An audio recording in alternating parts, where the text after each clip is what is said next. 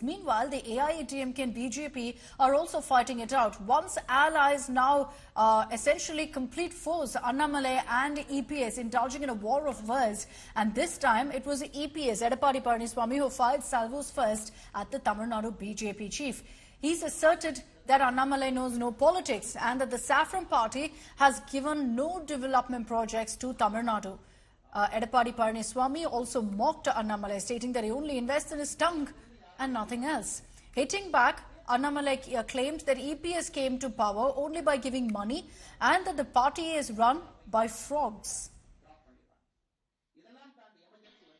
அதன் பிறகு தவழ்ந்து காலில் விழுந்து பதவியை பிடித்த எடப்பாடி பழனிசாமி இந்த தன்மானமிக்க ஒரு விவசாயினுடைய மகனை பச்சை இங்கிலே 10 ஆண்டு காலம் கையெழுத்து போட்டு ஒரு பைசா வாங்காத இந்த அண்ணாமலையை பற்றி சொல்வதற்கு எடப்பாடி பழனிசாமி என்கின்ற தற்குறிக்கு எந்த விதமான அதிகாரம் கிடையாது.